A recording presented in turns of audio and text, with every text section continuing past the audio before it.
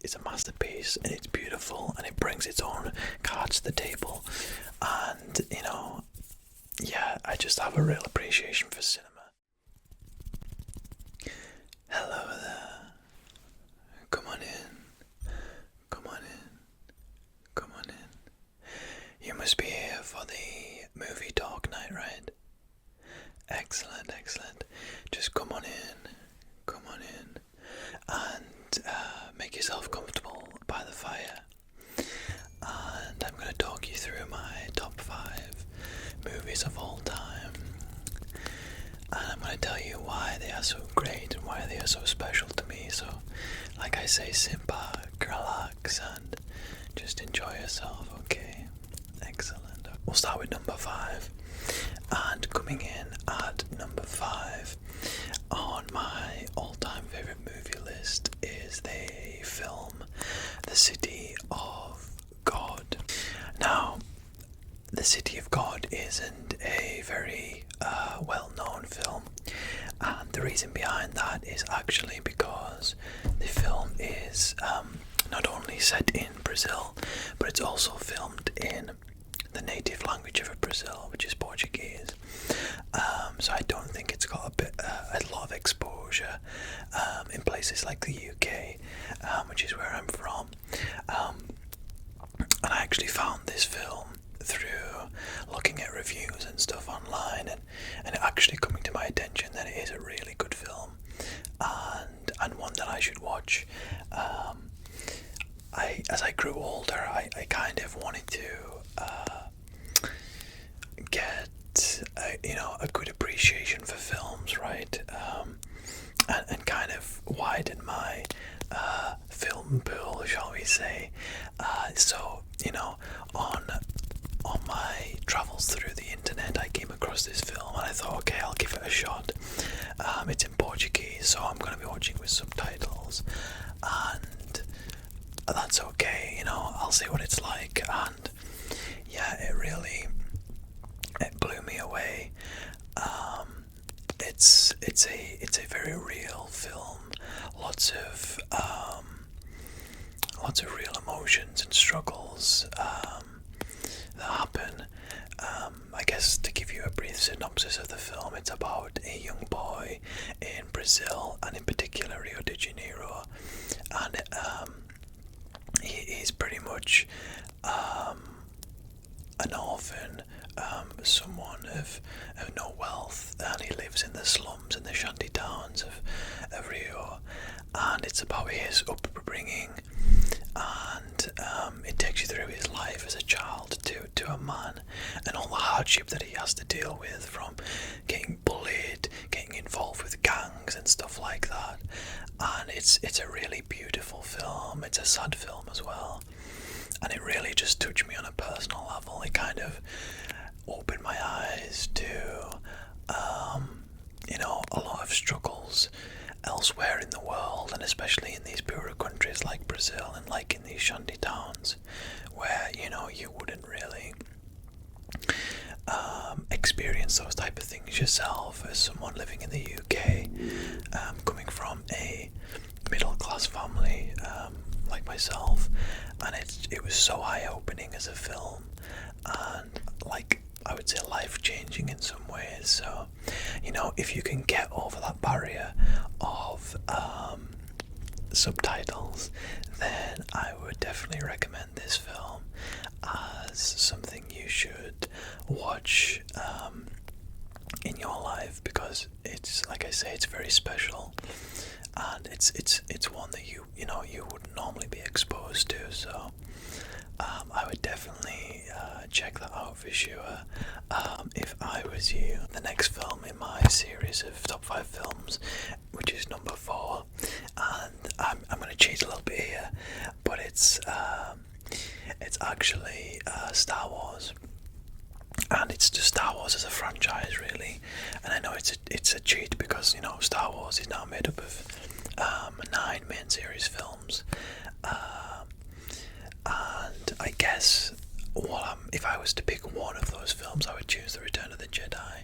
So Star Wars is, very nostalgic to me, because I grew up with the prequel films, so episodes 1 to 3, and they were a major part of my childhood. And the whole world building and fantasy aspect and sci-fi aspect of everything really widened my imagination, I would say, as a child, and it really blew my mind as to all the different things that someone could create and that could actually be out there. So I fell in love with the series for that reason, and then from that I ended up watching the original trilogy, episodes 4 to 6, and as I've grew into an adult, and I've now watched the prequel films, episodes 7 to 9. And I think the franchise it's a special one to me, and one that I'll always hold dearly. And I watch all the spin-off series, and I've played a couple of the games, and it's very special to me. But I guess if we're talking about one film in particular, like I just said, I would probably think, in my opinion, that The Return of the Jedi is the best Star Wars film to date. Now, I know the general consensus is Empire Strikes Back is the best, and I would definitely put that film at number 2 in my Star Wars list. However, I'm a sucker for a happy ending, and if you've watched The Empire Strikes Back, the bad guy kind of wins in that one, and I don't really like that. So the ending of Return of the Jedi is obviously a happier one, the good guys win kind of thing, and that kind of resonates with me a bit more. But not only that, I like in The Return of the Jedi, Luke's at his strongest in that film. You've got a lot of the planets like Endor and Hoth that I really love. I love to play them in the video games as well, and I loved seeing them when it came round to watching the films. And especially on Endor, there's some really cool scenes on there. Hoth as well, and I think for me that just pips Empire Strikes Back for those reasons. And it's not to say that Empire Strikes Back isn't also a good film, because it definitely is. It's them two are well and truly my number 1 and 2. But for the purposes of this, and for the purposes of choosing my favourite Star Wars film, it's definitely going to be Return of the Jedi. It's one of them films that's very special to me, and I actually haven't watched it in a while, so definitely want to revisit soon as well. So Return of the Jedi, or just Star Wars at number 4, my third film in my top 5 films. And again, and quite ironically, we're going to talk about a franchise, and we're actually going to talk about Lord of the Rings. And again, like Star Wars, the whole franchise is very special to me. But if I was going to choose a particular film, it would have to be The Return of the King. Okay, so Lord of the Rings, again, one of them things that I ended up watching when I was little, and again really blew my mind, more so than Star Wars. And I think, it's funny because, for the world we live in today, the Lord of the Rings books and the Hobbit's books were actually the first iteration of any fantasy thing ever to exist. If it wasn't for Tolkien, we might not have all this wonderful fantasy worlds that we currently live in, with things like Star Wars and Harry Potter and other fantasy series like that. So it really was the benchmark, and actually the front runner for fantasy films and books and stuff like that. So it's really special for that reason. But myself, again, it was one of the first things I watched, and it's really what got me into loving fantasy so much, as a genre of film, as a genre of video games. And I owe a lot to it for that reason. I remember watching them as a kid and just being completely in awe of what was happening, the world building and the characters and the fights, and it was it was all just, you know, overwhelming, I guess, at that age, but also like inspiring, like wow, like what am I watching? And you know, it stuck with me ever since. I must have watched every single one of the Lord of the Rings films multiple times. Again, The Hobbits multiple times. But yeah, for me, The Return of the King sticks out the most. You know, it's the climax of the trilogy. You know, you've got the Battle of Helm's Deep at the end. There's just so much action that happens. All the stuff with Frodo and Sam and Shelob and going to Mount Doom and the scenes with Gollum. I think, you know, it's really hard to separate them films, right? If The Return of the King's a 10, then like Two Towers is a 9.9 or Fellowship of the Ring's a 9.8. You know, it's very close. It's one of them ones where it's hard to separate your favourite. Whereas with other series, it can be pretty easy to say, okay, this one's the best. And I guess that's credit to Lord of the Rings and Peter Jackson and Tolkien for creating and producing this brilliant storyline and brilliant motion picture film. You know, I could talk for hours about it, really. I love, you know, Gimli's jokes, his relationship with Legolas, and how they have like a competition to see who can kill the most orcs and goblins. And then, you know, Aragorn's just his presence and his stature as a leader, it's admirable. And obviously Sam and Frodo's courage that they showed to take the ring to Mount Doom and destroy it. And yeah, just, it's, you know, I recently watched them for the first time since getting this Blu-ray box set and the extended editions, and it blows you away every single time. It never gets old. You know, it's always fresh. There's always parts that you think, wow, like, you know, that's beautifully shot, or the acting is phenomenal. And I know I will run out of superlatives to describe this film and describe how much it means to me, but I'm sure you can see that through how I'm talking about it. It's a really special one, and you know, one I will definitely hold dearly for the rest of my life until I leave, until I have my last breath. So yeah, The Lord of the Rings, you know, I think for a lot of people it's up there, and for me it is definitely up there as, you know, one of my favourite movies all time, and for the purposes of this I would put it at number 3, with Return of the King being the best of the films. So yeah, that's number 3 is Lord of the Rings, The Return of the King. For a while, these two films at the number 2 and number 1 spots were very interchangeable. When someone would ask me, "Oh, Sam, what's your favourite film?" I would say, you know, I have these two favourites and I can't decide.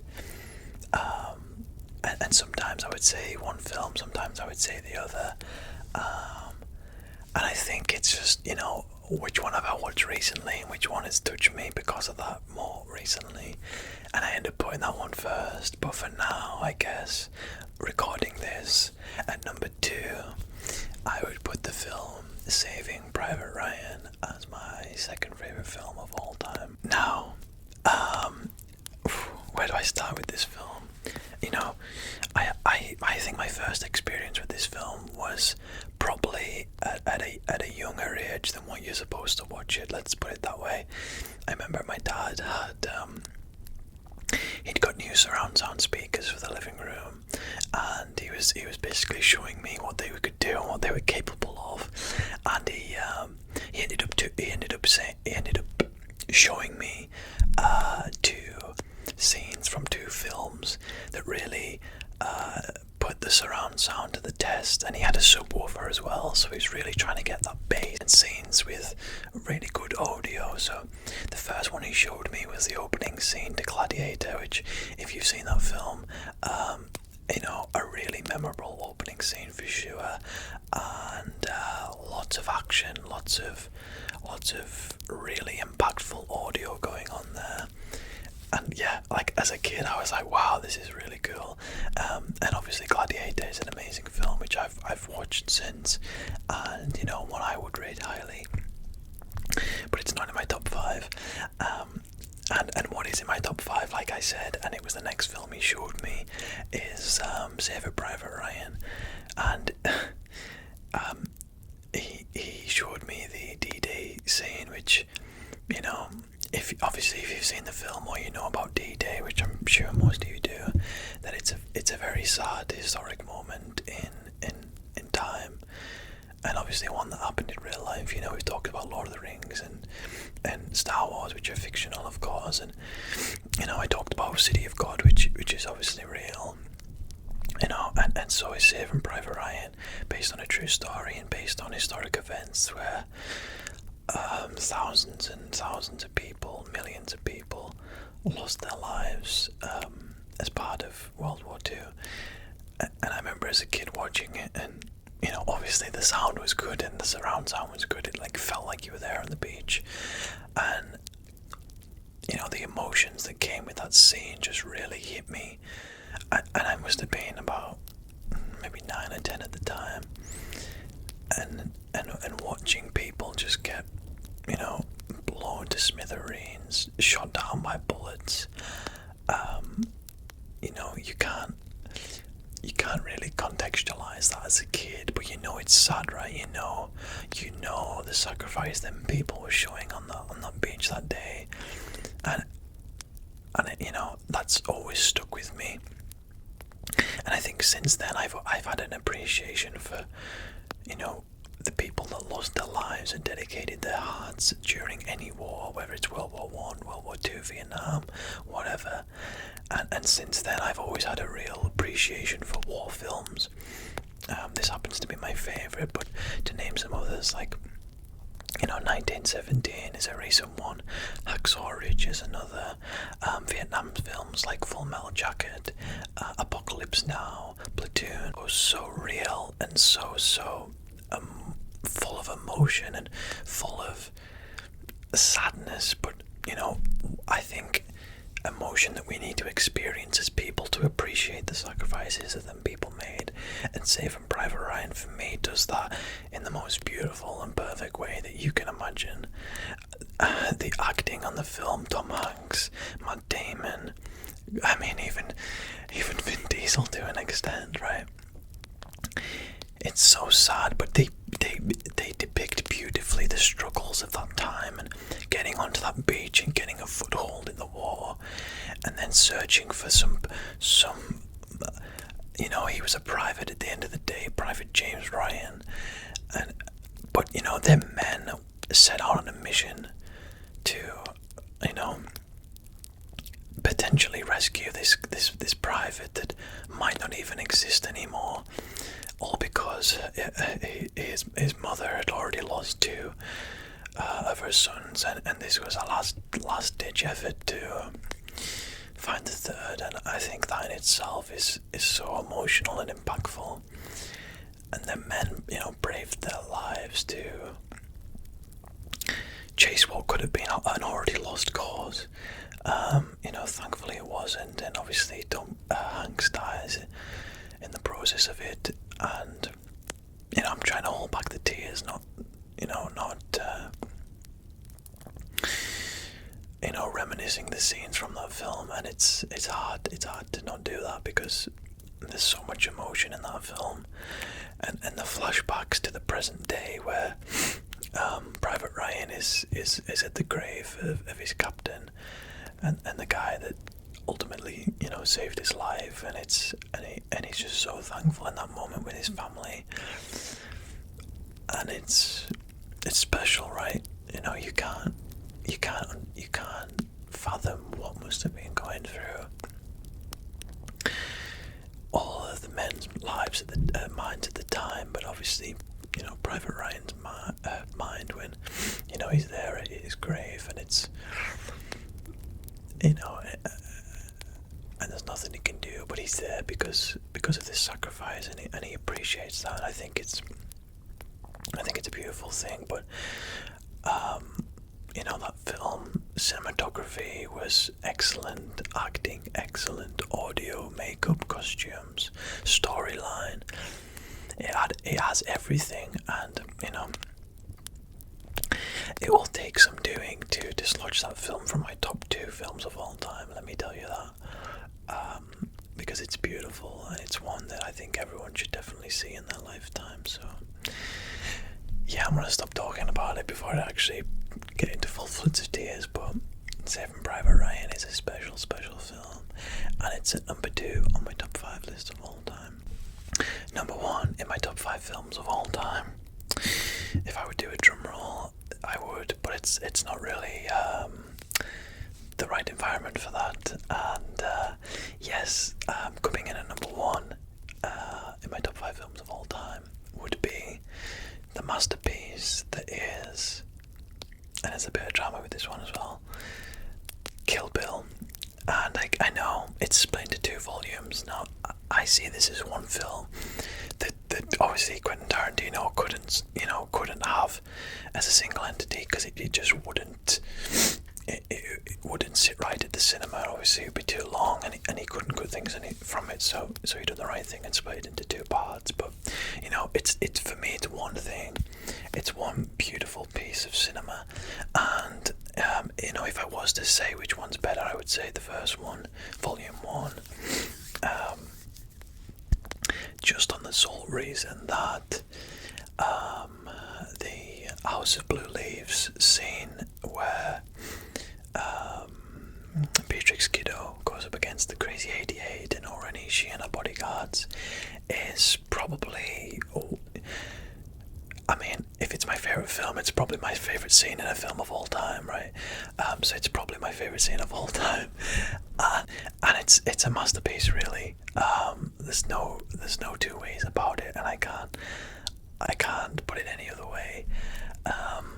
And yeah, I guess I should start by saying that Quentin Tarantino is, and probably always will be, my favourite director of all time. I have every single one of his movies as a metal poster going up my staircase to commemorate his greatness. You know, he made some superb films. I would say Death Proof is, you know, it's still enjoyable, especially if you appreciate Tarantino, but it's a bit subpar. Jackie Brown kind of verges on that as well. And then after that, you know, you've really got just masterpieces, and I can't appreciate him enough as a director, and as someone else that clearly and evidently has always had a huge passion for films. So he's my favourite director, and I would say films like Pulp Fiction and Inglourious Bastards and Django, you know, are really up there for me as well. Especially, a lot of people would definitely say Pulp Fiction, but for me, Kill Bill is the best. And I think I have a bias when I say this, because I have, as a person, an investment in Japanese culture, Japanese pop culture, tradition, and everything around Japan, really. So, you know, if you've watched Kill Bill, it is heavily influenced by Japan and samurais and samurai swords and things of that nature. So that probably plays a big role in why I enjoyed the film so much, and why I still do enjoy it. You know, but it's got everything. It's got life lessons. It's got you know, incredible acting. The soundtrack is amazing. You know, the storyline, the revenge. You know, the emotions behind it. The fight scenes are great. It's an absolute masterpiece. And again, I remember, you know, I gotta thank my dad for this, because he has a good taste in films as well. But he showed me the House of Blue Leaves scene before I'd watched it, and I was mind blown by what I was seeing. Like, this woman with a samurai sword went into this establishment and literally cut down 88 people, however many bodyguards, Gogo Yubari with the spiked Pominoka, or whatever you want to call it, and then already she herself, you know, with probably just cuts and bruises, was crazy to me.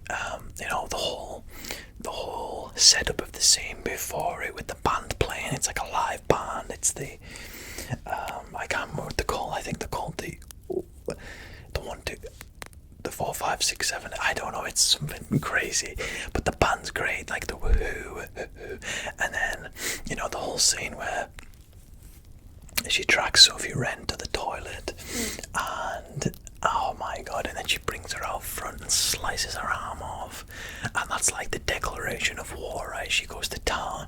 But even before then, like the whole backstory where you see Gogo Yabari, and they kind of do it in like an anime style, that's just perfect and genius in itself.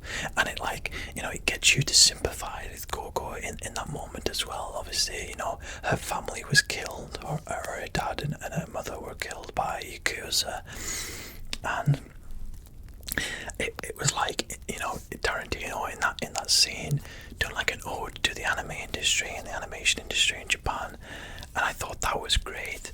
And then going back to the fight, it's beautifully shot, the music playing and the audio cues and the audio effects, and the transitions from a full colour shot to a black and white shot to the scene where they're behind the curtain. It's just the silhouettes. It's absolutely beautiful. And then you have the action and the running up and down the banisters and the sword play, and then she finally gets to the back where Oren is, and you kind of got that shot where you've got the water feature with the log that goes up and down with the water, and you can see them in the background, and the snow is coming down, and you can tell, right, I am so passionate about this film, and it's perfect. And they have the dialogue and the exchange, and you can see the shock the whole time on Oren's face, like she's seen a ghost, like she thought this woman was dead, but here she is in front of her, ready to kill her. And it's beautiful, right? And you know, they have a samurai sword fight, and you know, Oren gets a blow on Beatrix, right? She does. She injures her a little bit, but it's a minor one.